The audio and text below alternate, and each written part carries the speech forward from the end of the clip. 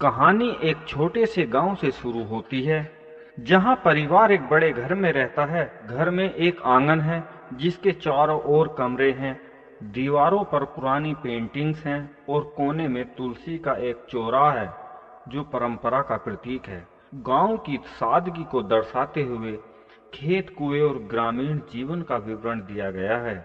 दोपहर का समय है, घर की महिलाएं खाना बना रही हैं। चलिए अब कहानी की तरफ चलते हैं। तीन बहुओं की कहानी। मधुपुर गांव में एक बहुत बड़ी पुरानी हवेली थी, जहां एक सख्त और गर्वीली सावित्री देवी नाम की महिला अपने दयालु पति राम प्रसाद और तीनों बेटों रमेश, सुरेश और दिनेश के साथ रहती थी। तीनों बेटों की शादी हो चुकी थी और उनकी पत्नियां सुनीता, मीना और ज्योति इस घर की तीन बहुएं थीं। सावित्री देवी पुराने विचारों की महिला थी, जो अपने घर में कठोर अनुशासन बनाए रखती थी। उनके लिए बहू का मतलब घर संभालना और बड़ों की आज्ञा मानना था। इसके विपरीत रामप्रसाद कोमल हृदय वाले व्यक्ति थे, जो परिवार में संतुलन बनाए रखने की कोशिश करते थे। रमेश बड़ा बेटा ईमानदार और मेहनती था, जो पारिवारिक व्यवसाय संभालने की पूरी कोशिश करता था। सुरेश मंझला बेटा था, जो लापरवाह था और काम से बचने की कोशिश करता था।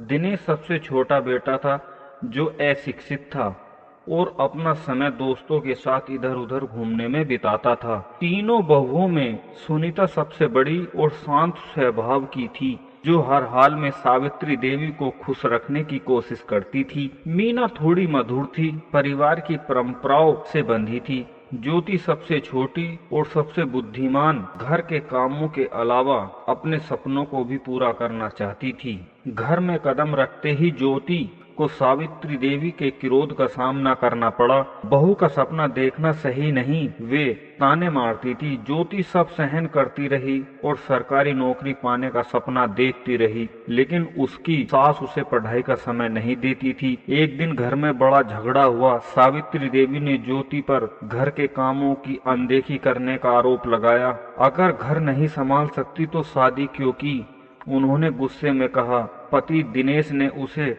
समर्थन दिया, लेकिन ज्योति को मानसिक और शारीरिक यातनाएं सहनी पड़ी। परिवार की आर्थिक स्थिति बिगड़ने लगी। रमेश के व्यापार में नुकसान हो गया। सुरेश पहले से ही गैर जिम्मेदार था और अब घर से दूर रहने लगा। दिनेश अशिक्षित था, इसलिए उसे काम नहीं मिला। इस स्थिति को देख ज्योति ने चुपचाप पढ़ाई जारी रखी और सरकारी नौकरी के लिए आवेदन किया। इसी दौरान एक और मुसीबत आ गई। दिनेश का सड़क दुर्घटना में गंभीर चोट लग गई। परिवार एक संकट में आ गया। अस्पताल का खर्च उठाना मुश्किल था। यह ज्योति के लिए सबसे कठिन समय था। उसने हिम्मत नहीं हारी और सरकारी परीक्षा दी। परिणाम आया और ज्योति ने परीक्षा पास कर ली और ज्योति को सरकारी नौकरी मिली। लेकिन यह खबर सुनकर सावित्री देवी क्रोधित हो गई। बहू कमाएगी, समाज क्या कहेगा, उन्होंने गुस्से से कहा। ज्योति ने अन्याय को सहन करने से इनकार कर दिया और घर छोड़ने का फैसला किया। ज्योति दिनेश को लेकर घर से चली गई ताकि उसकी देखभाल कर सके। घर में और भी संकट आने लगा। राम प्रसाद ने अपनी पत्नी को फटकार लगाई। तुमने सबसे होनहार इंसान को घर से निकाल दिया, क्या यही तुम्हारी परंपरा है? उनकी बातों ने सावित्री देवी को सोचने पर मजबूर कर दिया। समय बीतता गया। ज्योति की कमाई से दिनेश ठीक हो गया। वह परिवार को दूर से आर्थिक सहायता भेजती रही। धीरे धीरे परिवार को उसकी अहमियत समझ में आने लगी। अपराध बोध से ग्रस्त सावित्री देवी एक दिन ज्योति से मिलने गई और वो रो पड़ी।